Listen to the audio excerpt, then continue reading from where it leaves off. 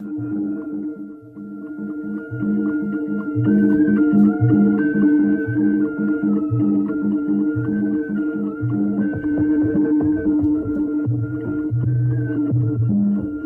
भाइयों और बहनों, नमस्कार, राम राम। पिछले कार्यक्रम में समन्वित पोषक तत्व प्रबंधन पर जानकारी हम सुन रहे थे वैज्ञानिक महोदय से। आइए आज आगे बढ़ते हैं और जो जानकारियां छूट गई थी उसे भी आज जान लेते हैं। सबसे जरूरी बात यह है कि जो खरीफ की जो फसल है, लेने से पहले उसके अलावा जो है इसमें खेतों में जो है पोषक तत्व की जो मात्रा है वो अच्छी होनी चाहिए, क्योंकि लगातार फसल लेने से जो हमारी मिट्टी है वो भी कमजोर होती जाती है। तो हमारी मिट्टी में कौन से तत्व हैं, जैसे हम अगर बीमार पड़ते हैं और टेस्ट कराते हैं तो हमको पता चल जाता है कि हमें कौन से तत्वों की कमी है। ऐसे ही मिट्टी में भी पोषक तत्वों का प्रबंधन होना बेहद आवश्यक है। तो आज इसी बात पर हम चर्चा करेंगे और विषय है समन्वित पोषक तत्व प्रबंधन। और हमारे स्टूडियो में अभी आ चुके हैं कृषि विज्ञान केंद्र शहडोल से वैज्ञानिक महोदय डॉक्टर बी के प्रजापति जी। आइए उनसे जानकारी लेते हैं, इस विषय में विस्तार से जानते हैं। डॉक्टर साहब, आपका आकाशवाणी शहडोल में बहुत बहुत स्वागत है। नमस्कार। नमस्कार। अब उसी कड़ी में जो है एक और जो बहुत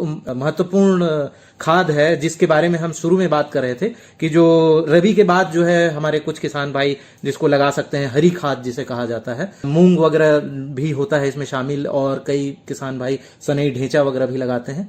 तो उसके विषय में जानते हैं कि हरी खाद क्या है और ये कितना महत्वपूर्ण है, कैसे इसका लाभ ले सकते हैं किसान। किसान भाइयों, हरी खाद का मतलब ये होता है कि जिस भी खेत में जो है हमें मुख्य रूप से जैसे धान वाले खेतों के लिए हमारे सबसे ज्यादा ये प्रचलित होता है, जहाँ पे पानी की उपलब्धता बहुत आसानी से हो। अभी मई के महीने में जैसे ही जिन किसान भाइयों के पास जो है अगर पानी उपलब्ध है तो हल्का सा सिंचाई कर दे, या जिनके यहाँ बारिश अभी हुई है तो वह भी जो है दलहनी फसलें इसके अंतर्गत मुख्य रूप से ली जाती है। जैसा मैं आपको बताया कि दलहनी फसलों में जो है वातावरण जो होता है उसकी नाइट्रोजन को स्थिरीकरण करने की क्षमता बहुत ज्यादा होती है, कि उसमें बैक्टीरिया होते हैं। इसमें मुख्य रूप से दलहनी फसलों का उपयोग किया जाता है। और ग्रीन मैनुअर जिसको हरी खाद बोला जाता है वह दो तरीके का होता है। एक तो यह होता है कि जिस खेत में हमको उसको मिलाना है उसी खेत में हम दलहनी फसलों को उगाकर और कल्टीवेटर रोटावेटर से उसमें हम मिला दिए। दूसरा तरीका ये होता है कि किसान भाई बाहर से हरी पत्तियों को, जो दलहनी फसल के पेड़ होते हैं, उनको लाकर खेत में डालकर और उसमें हम मिक्स करें। अब दलहनी फसलों के अंतर्गत जो है मुख्य रूप से सन और ढेंचा जो है बहुत प्रचलित नाम है, जिसको पूर्वज हमारे पहले भी करते रहे हैं। अगर जिन किसान भाइयों के पास इसके बीज उपलब्ध नहीं है तो अन्य दलहनी फसलें जैसे मूंग है, उड़द है, गंवार फल्ली है, लोबिया जिसको बरबटी बोला जाता है, आप उसको भी उगाकर और उसको फूल आने के पूर्व जो है खेत में आप जोत सकते हैं। या अभी जो ग्रीष्मकालीन जो किसान भाई मूंग उड़द की फसल लगाए हुए उसकी फलियों को तोड़कर जो है और खेत में कल्टीवेटर रोटावेटर के साथ उसको मिक्स कर देते हैं, तो उससे भी जो आपको हरी खाद का फायदा आपको प्राप्त होगा। इसके अलावा जो है जैसे कुछ पेड़ होते हैं जिनकी पत्तियां जो है फायदेमंद होती है हरी खाद के रूप में, जैसे नीम की पत्ती हो गई। नीम की पत्ती के अलावा जो होता है ग्लाइरिसेडिया हो गया, पोंगोमिया हो गया, तो इनके भी पेड़ की पत्तियों को आप बाहर से भी लाकर, मान लीजिए आपके पास उपलब्ध नहीं है तो आप खेत में मिलाकर जो है उसको खेत में आप अगर जोत देते हैं तो आप वह भी जो है हरी खाद के रूप में कार्य करता है। सनई ढेंचा में ये होता है कि आप बीज बोने के बाद और जैसे ही 45 दिन की फसल सनई ढेंचा की होती, फूल आने के पूर्व जो है आप कल्टीवेटर और रोटावेटर से जो है आप खेत में उसको मिलाकर पानी भर दीजिए।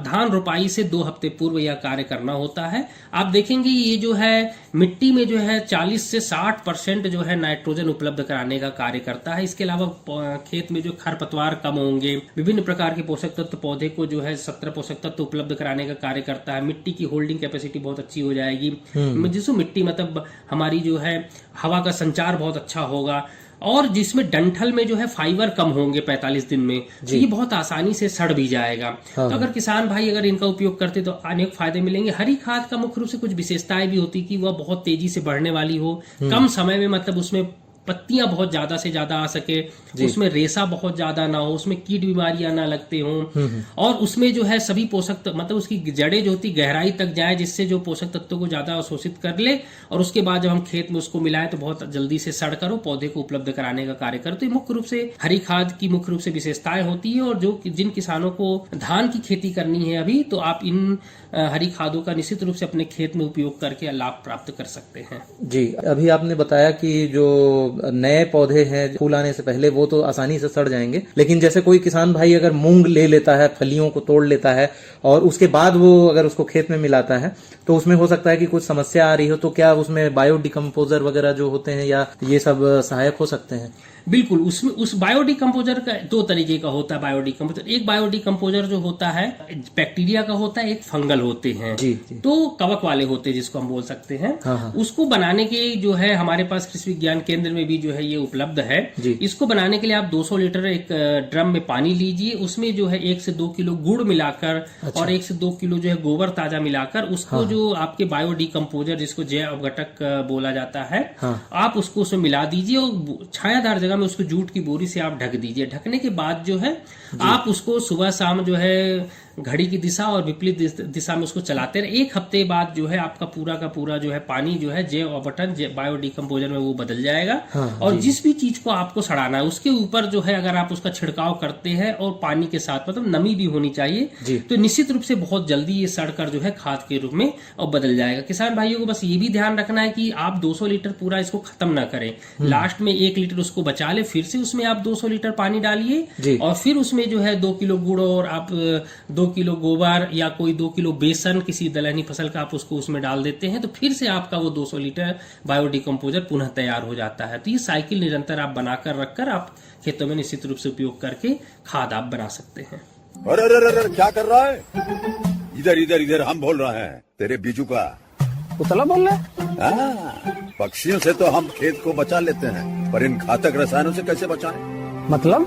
देख बेटा, तू जो ये अंधाधुंध रसायन मिलाता है ना, मिट्टी की सेहत बिगड़ने लगी है और जब माटी ही कमजोर पड़ जाएगी तो उपज कैसे सेहतमंद होगी? अरे पहले ऐसा नहीं था, पूछना अपने बड़े बुजुर्गों से, कैसे फसल लहलहाती थी, शुद्धता झलकती थी। माटी भी तंदुरुस्त और लोग भी। अब पहली वाली बात कहा, पर अब तो सभी यही डाले हैं। सब नहीं, आज भी लाखों जागरूक किसान परंपरागत विधि से फसल उगा रहे हैं, खर्चा कम और उपज की कीमत भी बेहतर पा रहे हैं। सच है? रे बेटे, एक्सपीरियंस से बता रहे हैं, धूप में बाल सफेद नहीं किए हैं। ठीक है भाई, मैं भी आज से जैविक खेती शुरू करूंगा। माटी से प्रेम की परंपरा है, परंपरागत खेती। जी, बहुत अच्छी जानकारी आपने दी है। जैव उर्वरकों के बारे में तो हम जान गए, हरी खाद के बारे में। जैविक खाद जो है वो अब उसका जो क्रम है वो आ रहा है, तो जैविक खाद के विषय में भी आज बता दीजिए। जैविक खाद जो है शब्द ये हमारे लिए बहुत नया नहीं है, क्योंकि हमारे पूर्वज और हम लोग निरंतर देखते आ रहे। जैविक खाद का ये मतलब होता है कि पेड़ पौधे या जंतुओं के कोई भी अवशेष जो होते हैं उनको सड़ा कर जो है हम खाद तैयार करते हैं, तो जैविक खाद कहलाती है। जैविक खाद भी जो होती है मुख्य रूप से जैसे हम लोग बात करें तो नाडेफ जिसको बोलते हैं, किसान भाई अक्सर आप देखे होंगे नाडेफ का टाका सभी के गांव में जो होता है पंचायत के माध्यम से पहले के दौर में बना हुआ था। उसमें एक एक ईंट नहीं लगी होती, उसमें छिद्र होता है, उसकी साइज जो होती 10 फीट लंबा, 6 फीट चौड़ा और 4 फीट गहरा होता है। तो आप उसमें भी खाद तैयार कर सकते हैं। उसके अलावा कोयम्बटूर मेथड होती है, उसके द्वारा भी आप खाद तैयार कर सकते हैं। बेंगलोर मेथड है, उसके द्वारा भी आप खाद तैयार कर सकते हैं। मतलब जैविक खाद का यह मतलब होता है कि इसकी मात्रा खेतों में बहुत ज्यादा लगती है। अगर आप रासायनिक के साथ तुलना करेंगे तो रासायनिक जैव खाद कम से कम जो है अनाजीय फसल के लिए जो होता है 12 से 15 टन प्रति हेक्टेयर आवश्यकता होती है। सब्जियों के लिए 20 टन आवश्यकता है। और अगर केचुए खाद का अगर आप उपयोग करते हैं, चूंकि केचुआ खाद भी जैविक खाद का ही भाग होता है, तो केचुए खाद की मात्रा जो है 8 से 10 टन प्रति हेक्टेयर हमें उपयोग करना होता है। इसके अलावा जैविक खाद के अंतर्गत जो होता है आपके नीम जो विभिन्न प्रकार के खाद्य तेल होते हैं उनकी खली का भी हम उपयोग करते हैं मुख्य रूप से। खाद्य तेल भी 2 तरीके का हो, एक जिसको जानवर खाते हैं, जैसे हम लोग मूंगफली हुई, तिल हुआ, अलसी हुए, इनके तेल को निकालने के बाद जो खली बचती है आप उसके खेत में उपयोग कर सकते हैं। दूसरा तरीका ये होता है जो अखाद्य फसलें होती है जिनको हम खा नहीं सकते हैं, जैसे आपका करंजा है, नीम हुए, महुए हुए, इनके तेल निकालने के बाद जो है इसको भी हम खेत में अगर मिलाते हैं तो इसके भी हमें फायदे वैसे ही मिलेंगे जैसे हरी खाद के मिलते। बस जो हमारे जैविक खाद के रूप में, जैसे मैं आपको खाद्य तिलहनी फसलों के बारे में जो बताया हूँ, इसको ऑयल केक बोला जाता है। ऑयल केक को हमेशा जो है फसल बुआई के या रोपाई के 2 हफ्ते पूर्व जो है इसको मिलाना होता है, क्योंकि इसमें तेल होता है तो इसको अपघटन में थोड़ा सा समय लगता है। और जैविक खाद का दूसरा ये होता है कि जैविक खाद अगर आप खेत में मिलाते हैं तो सभी 17 पोषक तत्व जो है पौधे को आवश्यकता के अनुसार वह धीरे धीरे देने का कार्य करते हैं। दूसरा, इसके दूसरे फायदे मैं आपको बता दूं, जैसा आप जैविक खाद उपयोग कर सकते हैं तो आपकी हल्की मिट्टी को जो भारी बनाने का कार्य करता है। भारी बनेगा तो उसमें जो जीवाश्म कार्बन की मात्रा बढ़ेगी, उसमें जो अन्य जो मैं आपको जैव उर्वरक बताया वह बैक्टीरिया उसमें पाए जाएंगे जो पौधों के जो आवश्यक पोषक तत्व हैं उसको घोलने का कार्य करेंगे। और यह जो जैव उर्वरक उनके लिए भोजन भी जो है आपके जैविक खाद के माध्यम से ही प्राप्त होगा। उसके अलावा जो है आप कोयम्बटूर मेथड के अंतर्गत भी आप खाद बना सकते हैं। अभी हमारे किसान भाई क्या करते हैं, घोड़े का उपयोग करते हैं, जिसको हम लोग आम बोलचाल की भाषा में गांव में घोड़ा बोला जाता है। पूरे साल भर का जो गोबर होता है रोड के किनारे कहीं पर वो डालते जाते हैं। जी। और उसमें जो है आप देखेंगे जब उस गोबर को किसान भाई गर्मी के दिनों में खेत में डालते तो खरपतवार बहुत ज्यादा होता है। उस किसान भाई उसको खाद बोलते, लेकिन वो खाद नहीं होता है। खाद इसलिए नहीं होता है क्योंकि एक तो बारिश का पानी जब आता है तो उसके पोषक तत्व पूरे बह कर जो है नदी नालों में चले जाते हैं। दूसरा, जब धूप खूब पड़ती तो उसके जो वाष्पीकृत होकर जो पोषक तत्व है हवा में उड़ जाते हैं। और किसान भाई इस गोबर को की खाद को, अच्छा इसमें जो जानवर जो है खरपतवार खाता है तो वो खरपतवार पूर्ण रूप से सड़ नहीं पाता है। अब इस खाद को किसान बोलता है हम ले जाकर जैविक खाद हम खेत में डाले हैं ग्रीष्म काल में, तो वहां पर क्या होता है, ये जब खरपतवार पूर्ण रूप से उसके बीज जो है सड़ते नहीं, तो जब आप खेत में डालेंगे तो बरसात के दिनों बहुत ही चारा आपको देखने को मिलेगा जी, जिसको किसान भाई बोलते हैं कि हम जैविक खाद उपयोग किए तो बहुत ज्यादा चारा हो गया।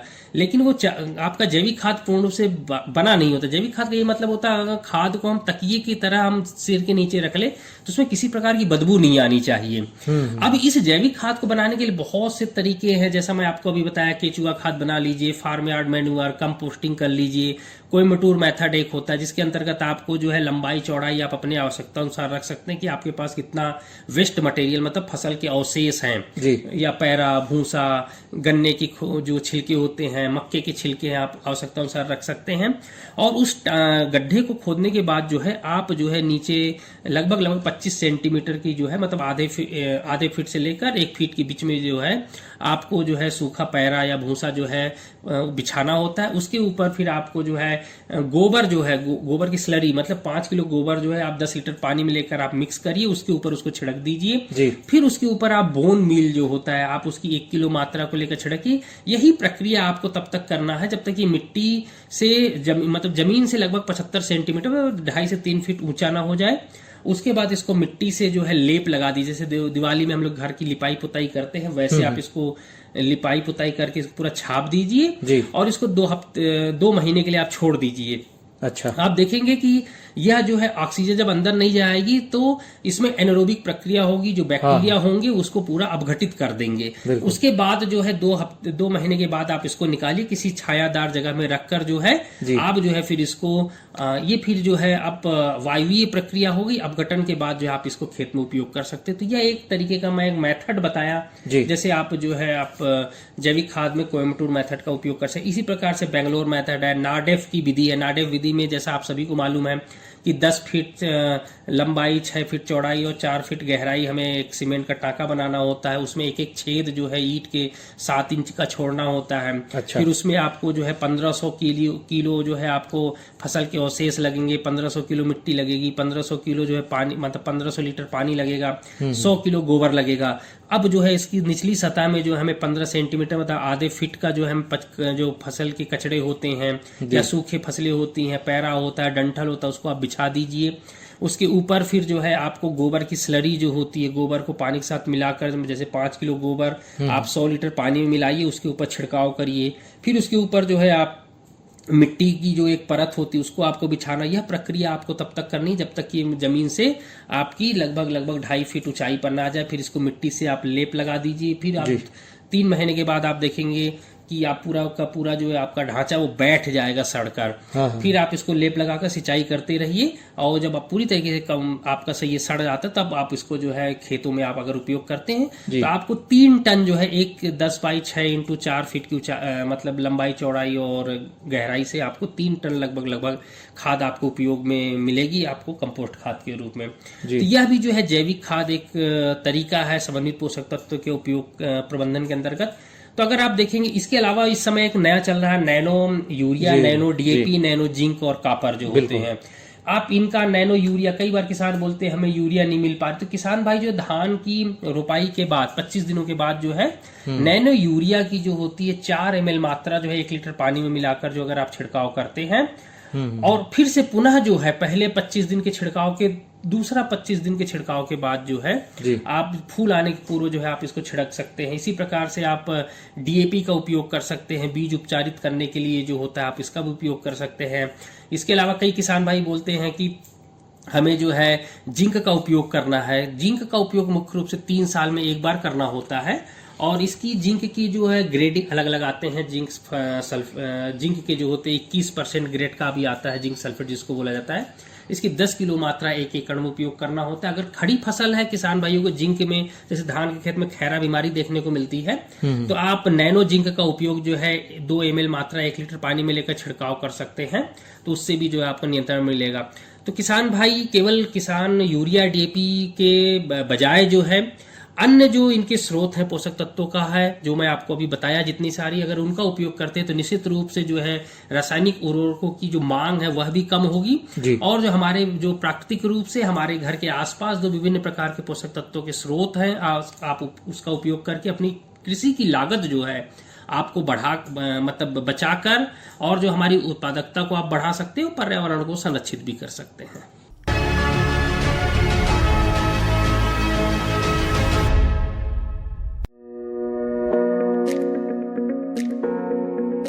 आज भारत का किसान पहले से अधिक सशक्त, समृद्ध और आत्मनिर्भर है।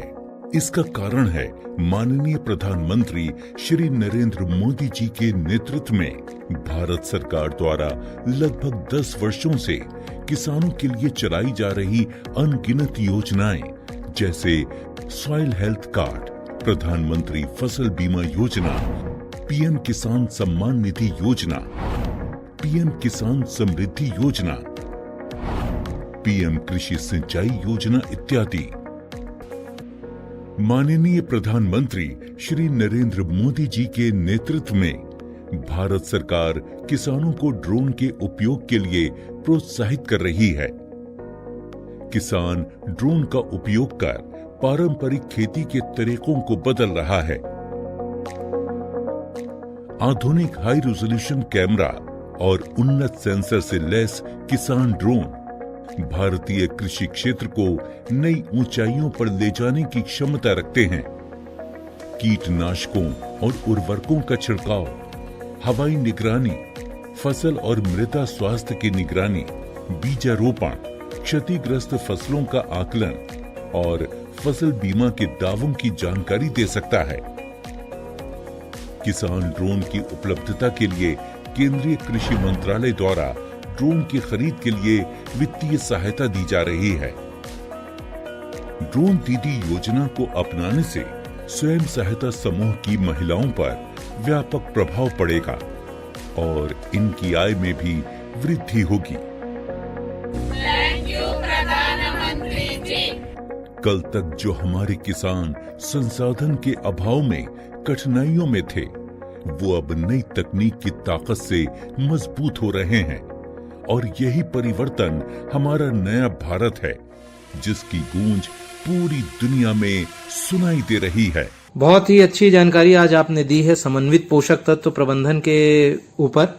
इसके लाभ के बारे में भी आपने बताया, जैव उर्वरक और उसके फायदे, साथ ही हरी खाद क्या होते हैं, और जैविक खाद के साथ ही साथ आजकल जैसे कि जो समसामयिक जो समस्या हो गई है कि यूरिया और डीएपी की उपलब्धता नहीं हो पाती है, या फिर जो है कुछ और जो उर्वरक हैं उनकी उपलब्धता नहीं हो पाती है, तो जो आजकल का जो समय है नैनो जो यूरिया है उसके विषय में भी आपने बताया है। अच्छा, ये नैनो यूरिया जो है ये भी रासायनिक उर्वरक ही है, और इसके पहले एक नीम कोटेड यूरिया आता था, उसमें क्या अंतर है? और जो मुख्य रूप से जो एक यूरिया जो आता है उसमें क्या अंतर है, ये जानना देखिए, यूरिया जो है इसका जो मैं बताऊं कि यूरिया जो होता है बहुत तेजी से घुलनशील होता है जी।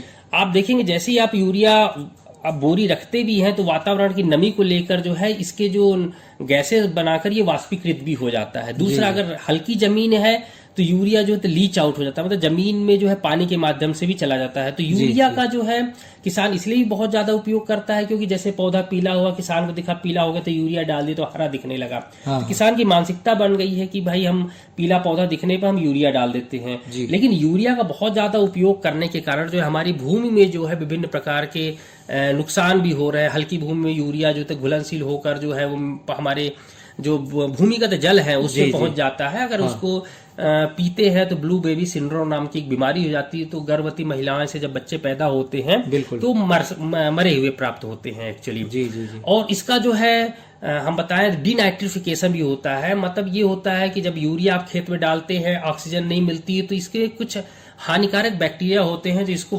गैस बनाकर जो है वातावरण में वाष्पीकृत कर देते हैं जी। अब नीम कोटेड इसीलिए लाया गया था कि ये धीरे धीरे घुलनशील हो, बहुत तेजी से घुल ना पाए, पौधे को जब भी आवश्यकता हो तो वह घुले, तो इसलिए वो नीम कोटेड चीजों का लाया गया था। इस समय जो है जैसे यूरिया की बोरी जो है 45 किलो की आ रही है तो उसकी जगह अब आ गया है नैनो यूरिया।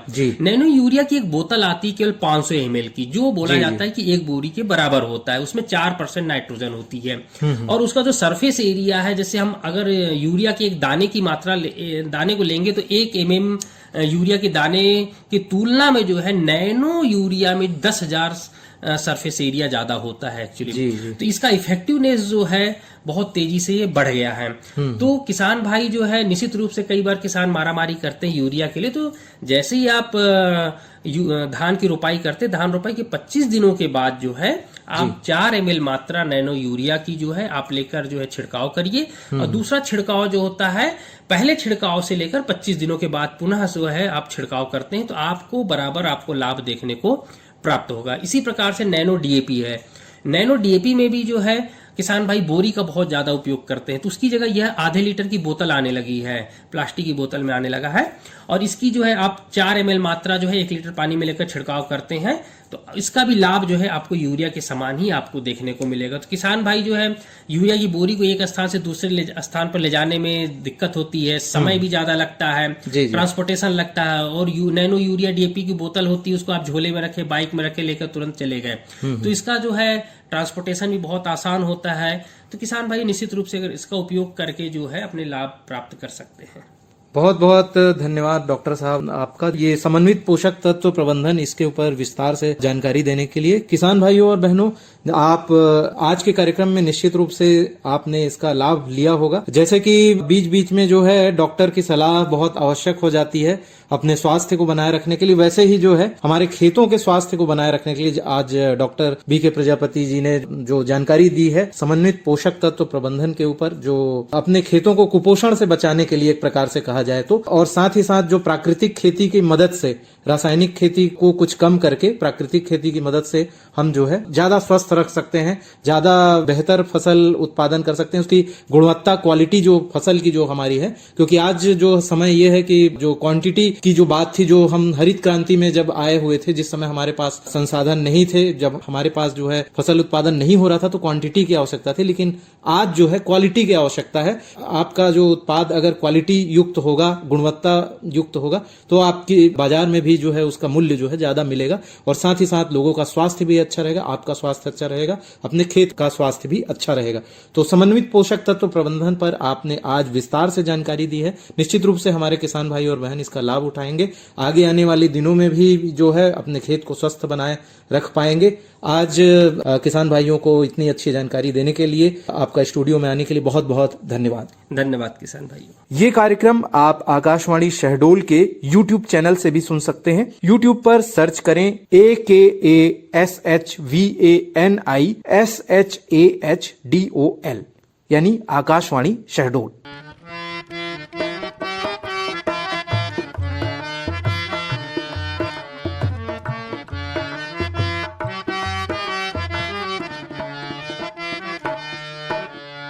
हम सब भारतवासी आबा मिलके कदम बढ़ाई, हम सब भारतवासी आबा मिलके कदम बढ़ाई, मिलके कदम बढ़ाई हो भैया, मिलके बोझ उठाई, मिलके कदम बढ़ाई भैया, मिलके बोझ उठाई, हम सब भारत वासियाबा मिलके कदम बढ़ाई।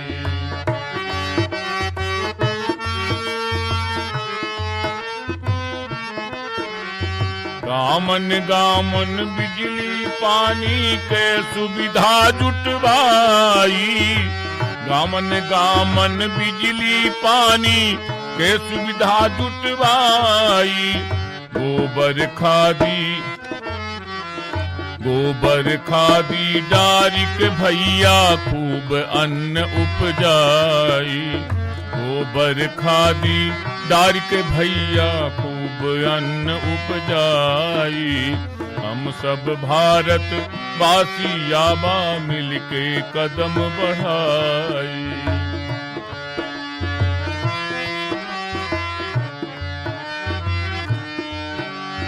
घर माँ अनपढ़ को न बाँचे ऐसन जगत बनाई, घर माँ अनपढ़ को न बाँचे ऐसन जतन बनाई, विनय प्रेम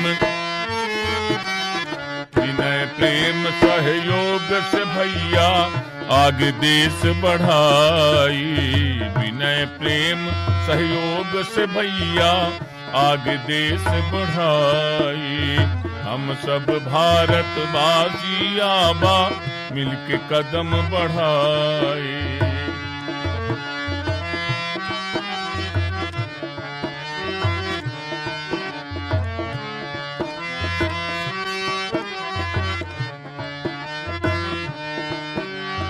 घर घर का ही स्वच्छ रखी हम गांव का सरग बनाई, घर घर का ही स्वच्छ रखी हम गांव का सरग बनाई, सफाई सिंचाई और शिक्षा से जीवन सफल बनाई, सफाई सिंचाई और शिक्षा से जीवन सफल बनाई, हम सब भारतवासी आबा मिलके कदम बढ़ाई।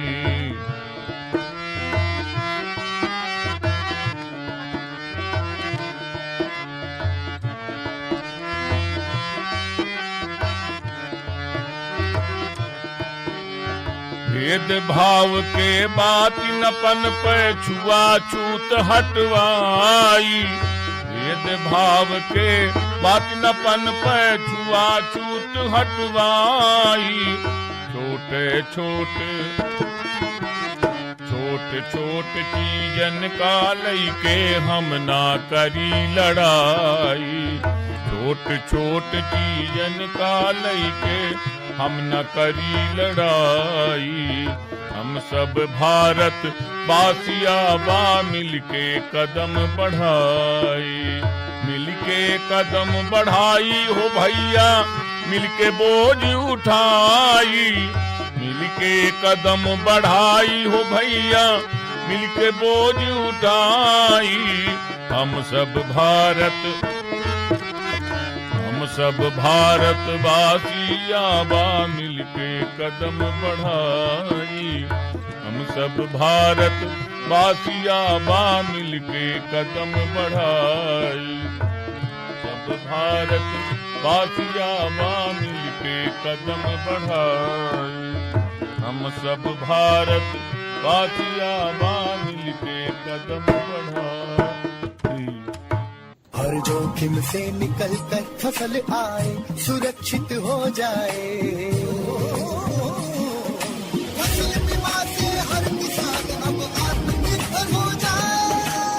संकट के समय प्रधानमंत्री फसल बीमा योजना किसानों के लिए वरदान है।